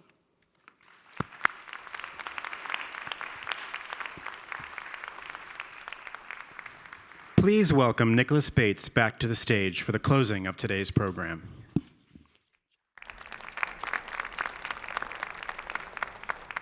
All right, so check this out. I'm gonna be brief, because y'all been here for a while.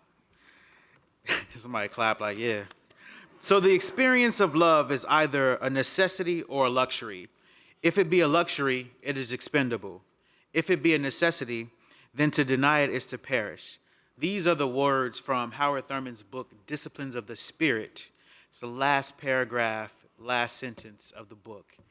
At this time, I want to show some love to the folks at these tables at the back over there with all of these cords running through. They're on cameras, all of these different things. It's BU Productions, Let's, Nancy, Chris, Phil, Deshaun, Nate as well. Wouldn't be able to do this without those folks.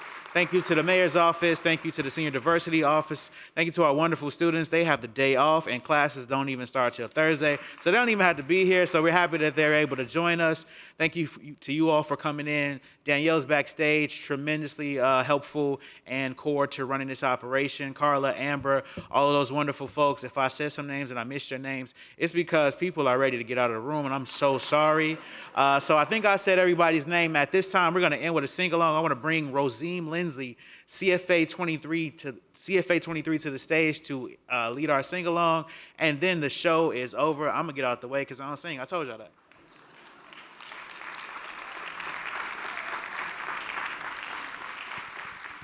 If y'all want to stand up and sing with me, that would be great. Amazing grace, how sweet the sound that saved a wretch like me. I once was lost, but now I'm found. Was blind, but now I see. Go ahead, y'all. 'Twas grace that taught my heart to fear, and grace my fears relieved.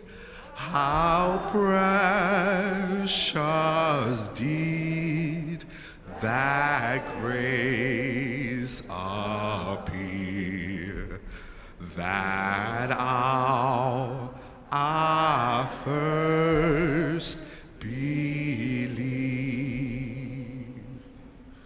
Through many dangers, storms, and snares. I have already come. This grace that brought me safe thus far, and grace will lead me home. When we've been there 10,000 years, bright shining as the sun, we know last days to sing God's praise, that when we first begun.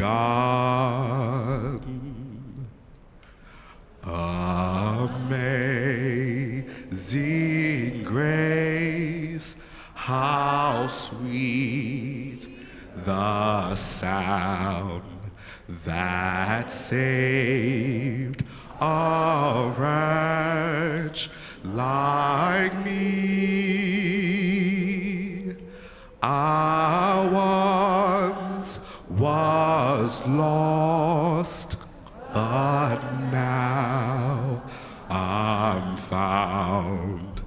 Was blind, but now I see. All right.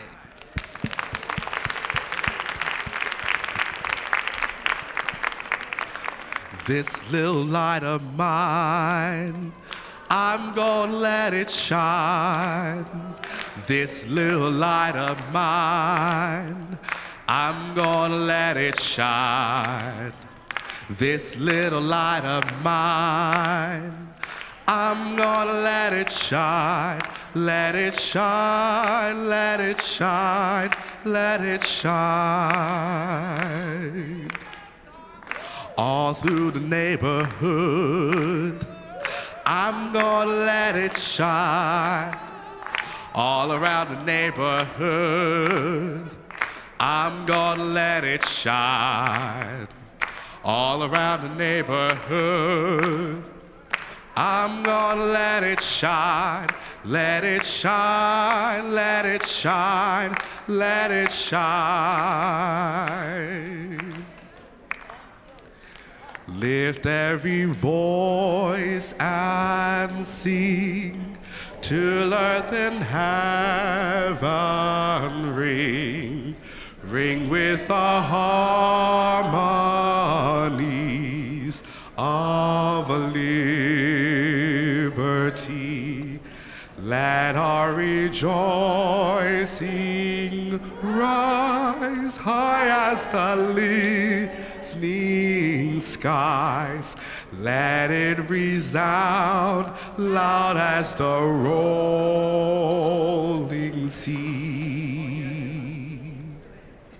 Sing our song, full of the faith that the dark past has taught us. Sing our song, full of the hope that the present has brought us. Facing the rising sun of a new day begun. Let us march on till victory is won. Thank you all so much.